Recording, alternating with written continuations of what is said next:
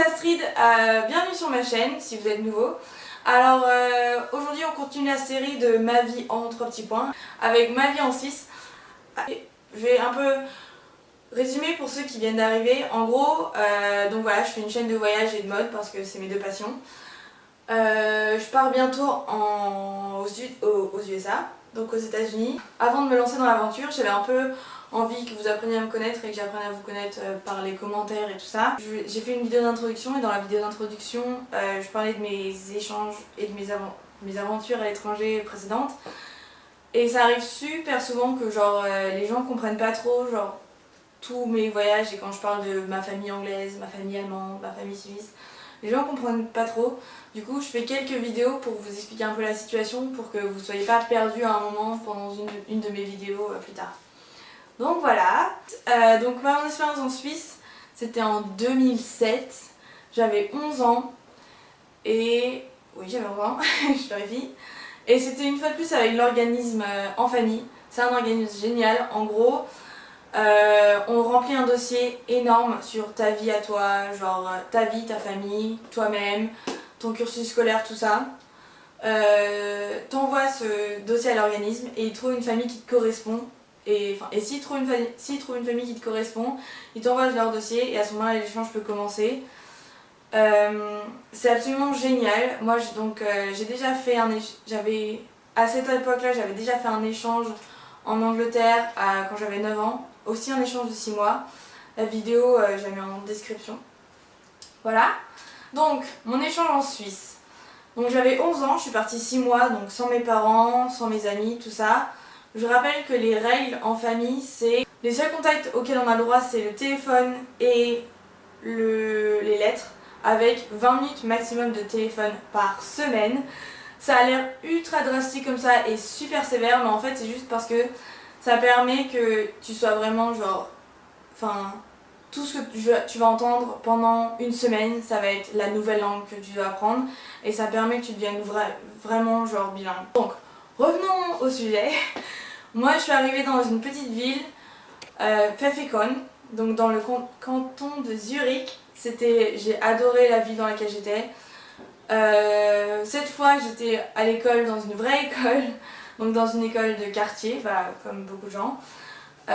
C'était super cool. En plus dans la ville où j'étais il y avait genre un lac et comme moi je suis arrivée dans la moitié de l'année qui fait hiver-été, j'ai pu profiter du lac un max. Donc à chaque fois après qu'on avait fini l'école avec mes potes, avec mes copains et mes amis et mes copines, voilà tout ça, on allait au lac et c'était trop bien. Genre il y a des plongeoires, tout ça, des plongeoires, des trucs pour plonger, tout ça. Voilà, donc bref, on s'en fout. Mais j'ai adoré cette ville, enfin il faisait tout le temps super beau parce que c'est dans le sud. Voilà, donc il faisait tout le temps beau, genre les gens étaient ultra chill, c'était trop cool. Enfin, à l'école c'était vachement cool, les parents étaient super sympas, j'ai adoré la ville et la famille. Comme toujours, c'est encore un échange où il y a eu quelques particularités comme d'habitude, comme en Angleterre.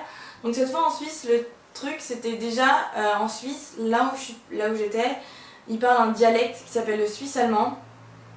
Et en soi, au départ quand on a parlé, je me suis dit c'est pas grave, j'apprendrai le dialecte et l'allemand. Mais en fait ça a l'air ultra similaire comme ça sur le papier. Mais en vrai ça l'est pas du tout. C'est pas du tout similaire et par exemple les Allemands comprennent pas le suisse allemand. Moi du coup maintenant je comprends le suisse allemand et je parle l'allemand, je parle plus le suisse allemand parce que ça fait trop longtemps que je l'ai pas parlé. Mais donc voilà, ça fait qu'au départ en fait j'ai appris que le suisse allemand et je suis rentrée en France et je savais pas trop bien parler allemand. Du coup j'ai dû refaire un échange en Allemagne pour bosser l'allemand vraiment. Donc voilà, en Suisse je parlais essentiellement suisse allemand. Pour vous donner genre un exemple de différence, frigo en allemand c'est Kühlschrank. En suisse allemand c'est Röhriräschli. Rien à voir. Et ensuite aussi deuxième chose un peu particulière, c'est que la famille où j'étais, ils étaient très peace, genre très peace, genre c'est pas des hippies, pas vraiment, pas des hippies du tout, mais comment dire, je sais pas comment le qualifier mais voilà, Ils avaient des règles un peu spécifiques qu'on ne voit pas partout. Par exemple, on n'avait pas de voiture, on se déplaçait exclusivement à pied ou en vélo. Donc pas de voiture. Je crois qu'ils avaient une mobilette on a dû utiliser genre 3 fois dans les 6 mois où j'étais là. Genre ça servait vraiment, genre s'il faut aller à l'hôpital tout de suite, comme ça on a une mobilette, on va pas à l'hôpital en vélo. On mangeait quasiment pas de viande. Genre pour moi c'était un méga choc parce que je viens d'une famille où les gens mangent trop de viande, je reconnais. Genre mon père, mon grand-père, ça mange beaucoup trop de viande. Et du coup je passais d'une famille où on mange trop de viande à une famille où on mange quasiment pas de viande. Et même si la mère était diététicienne, donc en soi ça se passait bien, genre dans la famille ils étaient tous bien, sauf que moi j'ai commencé à perdre beaucoup trop de poids. Et quand je suis retournée en France, genre le médecin m'a dit genre wow. En gros il m'a expliqué que pour moi être végétarienne c'est genre juste pas possible, que mon corps est pas du tout ok avec ça, donc j'étais un peu deg mais voilà. Donc j'avais, voilà, première particularité, pas de voiture, quasiment pas de viande. Le fromage c'était genre une sorte de... Des fois on avait du fromage normal, des fois on avait un peu genre tofu, tout ça, donc truc pas trop bon. On n'avait pas le droit aux médicaments, donc à part si c'était genre on était à 2 doigts de mourir, sinon on n'avait jamais de médicaments. Moi j'étais allergique et pas le droit à mes antihistaminiques, donc c'était un peu chiant. Quand par exemple on avait une gastro ou un gros rhume, elle nous donnait du thé avec de l'herbe et de sortes de trucs dedans. Voilà, c'était un peu particulier, mais bon, c'était une expérience, c'était cool. Ils étaient pas complètement nudistes, pas du tout, enfin pas complètement nudistes, mais genre ils avaient pas de problème avec la nudité. Et en fait, genre quand on était le soir au lac et qu'il y avait pas trop de gens, genre ils aimaient bien aller se baigner tout nus. Donc au départ ça m'a un peu choquée parce que je m'y attendais pas trop. La première fois que ça m'est arrivé, j'étais dans la maison, je les ai vu débarquer tout nus, je suis genre what. Mais bon, on s'y fait en vrai, enfin, il suffit d'être un peu ouvert d'esprit, on s'y fait très vite. Donc c'était pas trop un problème ça. Autre particularité, la mère s'appelait Astrid comme moi. Donc c'était un peu compliqué au départ de s'organiser, genre parce que dès que quelqu'un disait genre Astrid, genre surtout le père, il disait tout le temps Astrid. Et du coup genre on était tous les deux genre oui.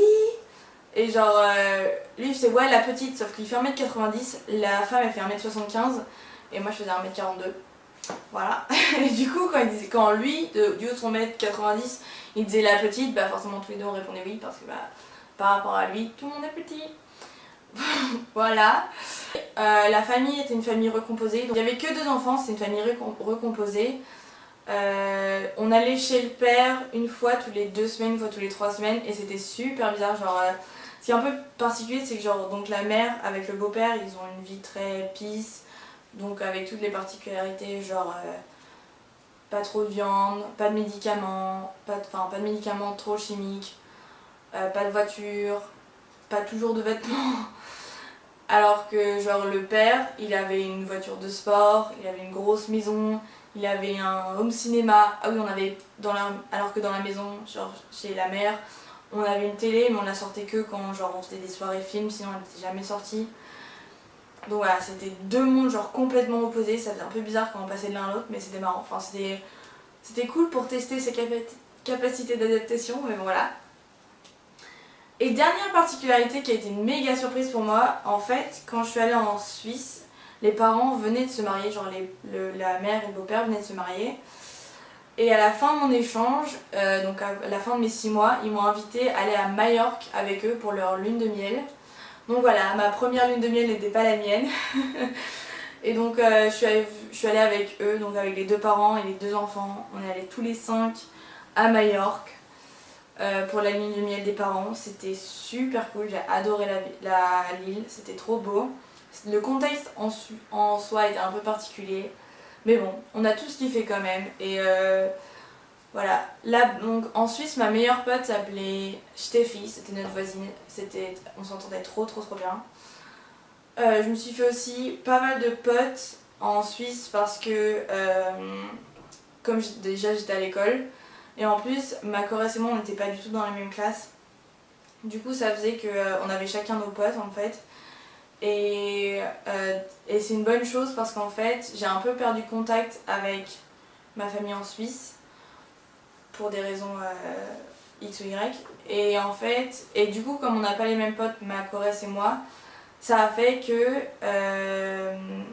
j'ai pu garder mes potes malgré le fait qu'on a perdu contact avec ma choresse. Voilà. Ensuite, pensez pas qu'avec ma Corrèze, genre c'est le froid hivernal, c'est juste qu'on a plus rien à se dire, enfin dans le sens où elle a plus fait sa vie au Mexique, moi j'ai plus fait ma vie en Europe, et du coup il y a un océan qui nous sépare, littéralement. Donc voilà, on a juste on se parle plus trop, mais c'est pas qu'on s'aime pas ni rien, c'est juste que on sait pas trop quoi se dire. Voilà. Donc en gros voilà, mon aventure en Suisse, c'était une fois de plus super. J'ai appris le suisse allemand, j'ai commencé à apprendre l'allemand, j'ai découvert la Suisse qui est un pays super beau, c'est trop beau la Suisse. Et voilà, si ça vous a intéressé, laissez-moi un petit j'aime. Si vous voulez en voir plus, abonnez-vous. Si vous avez d'autres questions, laissez-les en commentaire, ça me ferait super plaisir de les connaître. En plus, comme ça, je pense que je pourrais faire peut-être un genre Q&A, genre questions-réponses sur la Suisse ou sur l'Angleterre ou sur tous les autres trucs. Si ça vous intéresse, je vais faire des vidéos sur mon séjour, ma vie en Angleterre et ma vie en Allemagne très prochainement, où j'en ai peut-être déjà fait. Je les mettrai dans la description. Bref. Voilà, c'est tout pour moi. Allez, ciao. Have you ever felt... Are you listening? Damn.